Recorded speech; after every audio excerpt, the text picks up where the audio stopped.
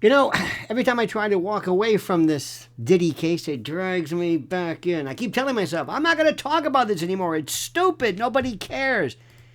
And then something like this happens. And folks, buckle up when I tell you this. Because this trial, this mammoth beast of a court case swirling about Sean Diddy Combs. Did he? Or didn't he? Question is, did he what? And did they prove what Diddy did, supposedly? But anyway, but it's starting to feel less like a legal proceeding and more like the plot to some weird, strange Hollywood psy-op. What do I mean? Well, guess who just, I guess, popped back into the chaos like a character in a reboot nobody saw coming. That's right, my friends. Jamie Foxx. And what he just said has the internets and the world melting down. You may have missed it. Well, let me see if I can fill you in on this. Let's rewind. 2 years ago, Jamie Foxx, a man in peak health, suddenly drops off the grid, lands in the hospital with a brain bleed or something, and no one knows what the hell is going on. Weeks go by, total silence. Nothing said, nothing. And then rumors explode like fireworks on the 4th of July.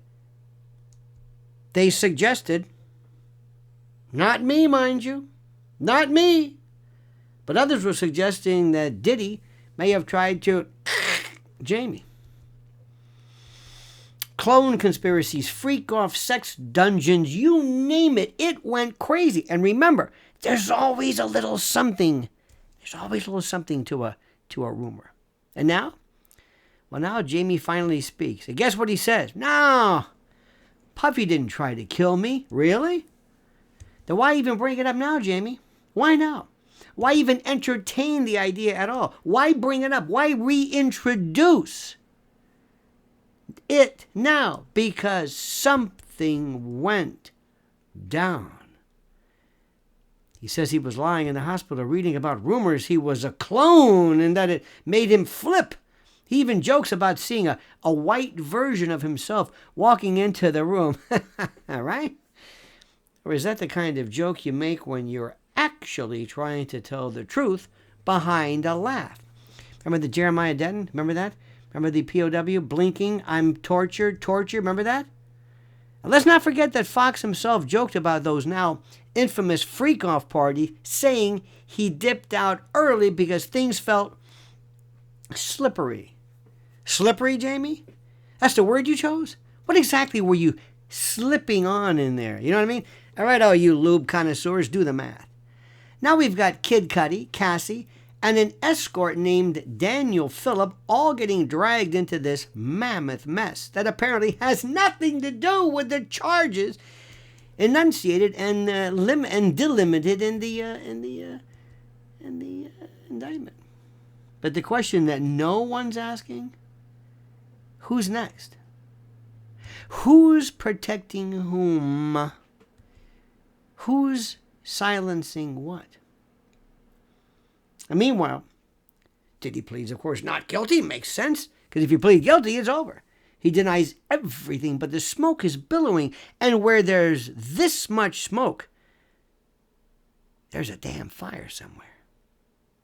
So before we're told to move on, get on, little doggy, move on, to forget the whole thing, to write it off as just another celebrity scandal, ask yourself this.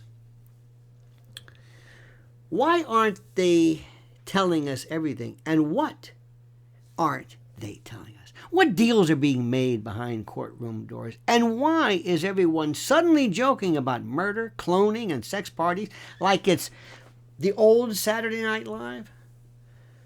So stay vigilant, my friends. Stay loud. And remember, this isn't just about Diddy. This has nothing to do with Diddy. This is about a system that shields people like him. The truth isn't just out there. It's in plain sight. And let me also throw something in, just to remind you of something. They buried Virginia Giuffre. Buried her. And we don't know anything about what happened. No tox reports, police photos, police reports, investigations, nothing. Nobody said anything. The most important witness in the Epstein case, the most important case that could bring down the world, and nobody says anything, and you think they're worried about some twit named Diddy? Why him, though? Do you know how he wants so much? Because let me tell you, he still thinks there's a chance. When they lower the boom and they say, no, pal, you ain't going nowhere, and all of your assets, all of your wealth, everything you've worked for is taken away, and all you have as collateral are the secrets that you know, the first thing out of his mouth is going to be, let me tell you, let me go on the record, let me go, let me talk, let me tell you what happened. And whoever gets that interview, dear God, get ready. Don't forget, Candace Owens interviewed Harvey Weinstein. That was more important than you realize. Why did they let him speak? Well, it's his First Amendment right. Do you know what Diddy could tell? Do you think he's the biggest? Do you think out of the entire system, and I mean everything from the Epsteins to entertainment to you name it, it goes back to day one. Do you think he is the biggest name here? And when you say entertainment, do you mean rap? You mean hip hop? You mean the days of Suge and Tupac and all this stuff? And I mean, a lot of these folks are basically thugs. These are criminals. There are people, not all, but many of them are murderers walking around here who, but for the grace of some talent that no one can decipher, they've moved themselves from thuggery and criminality into this. Listen very carefully.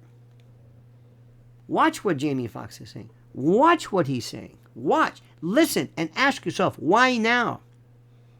Because let me tell you something.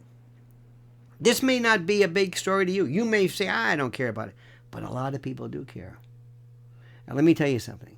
This case stinks to high heaven, and I think you know why. Now comment as you see fit.